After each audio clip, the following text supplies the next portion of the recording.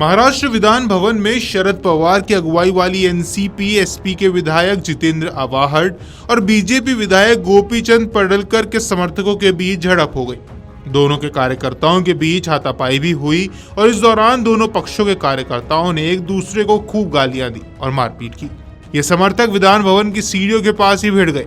इस पूरे घटना का एक वीडियो भी सामने आया जो सोशल मीडिया पर खूब वायरल हुआ। दरअसल महाराष्ट्र विधानसभा सत्र के दौरान विधान भवन के बाहर उस समय माहौल गर्मा गया जब बीजेपी विधायक गोपीचंद पडळकर और एनसीपी नेता जितेंद्र आवाहट के समर्थकों के बीच झड़प हो गई। मामला बढ़ता देख विधान भवन क्षेत्र में मौजूद सुरक्षा गार्डों ने बीच बचाव कर विवाद सुलझाने की कोशिश भी की। दोनों पक्षों के कार्यकर्ताओं को समझाने की कोशिश की गई। जानकारी की माने तो करीब 5 से 10 मिनट तक विवाद चलता रहा और इस दौरान कार्यकर्ताओं ने एक दूसरे के साथ जमकर मारपीट की और गाली गलौज भी की। वहीं इस पूरे मामले पर अब राजनीति भी शुरू हो गई है। इस घटना को लेकर मुख्यमंत्री देवेंद्र फडणवीस और शिवसेना यूबीटी प्रमुख उद्धव ठाकरे ने तीखी प्रतिक्रिया दी।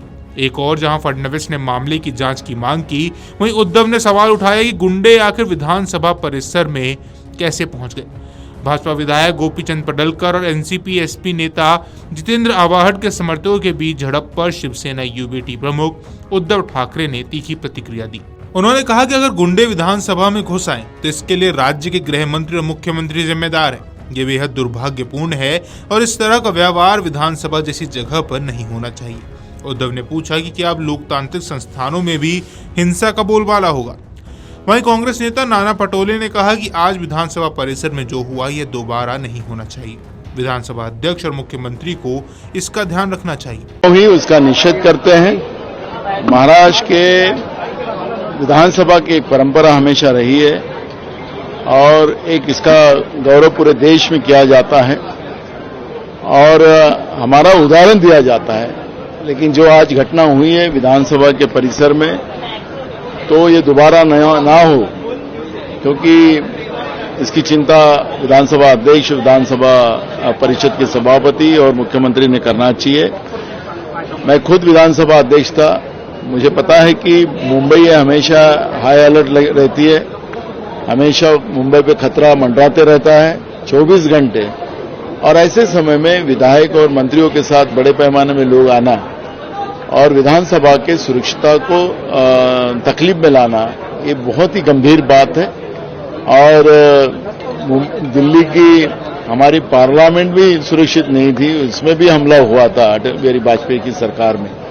तो मुझे लगता है कि हम लोगों ने ये सब चीजों को सिर्फ अध्यक्ष और सभापति तक की जवाबदारी नहीं, हम सभी लोक प्रतिनिधियों ने और मंत्रियों ने इसका ध्यान रखना चाहिए। महाराष्ट्र की राजकारण कहीं न कहीं निचले बादल पे जाती हुई दिखाई दे रही है, इसे किस तरह से देखते हैं? कहीं न कहीं नीचे जाती हुई दिखाई दे रही है। बिल्कुल, ये इसलिए मैंने कहा कि मैं इस पे ज्यादा नहीं बोलना चाहूंगा अभी। मैं इसलिए कहा कि मुख्यमंत्री और विधानसभा अध्यक्ष और विधान परिषद सभापति ने इस पर ध्यान देने की जरूरत है और उनके हाथ में सब पावर है, पावर का यूज करना चाहिए और इस तरह से महाराष्ट्र की जो बदनामी हो रही है इसको रोकना चाहिए। वहीं इस पूरे मामले पर सीएम देवेंद्र फडणवीस का भी अब बयान सामने आया है। मुख्यमंत्री देवेंद्र फडणवीस ने पत्रकारों से बात करते हुए कहा कि ये स्थिति बिल्कुल भी ठीक नहीं है।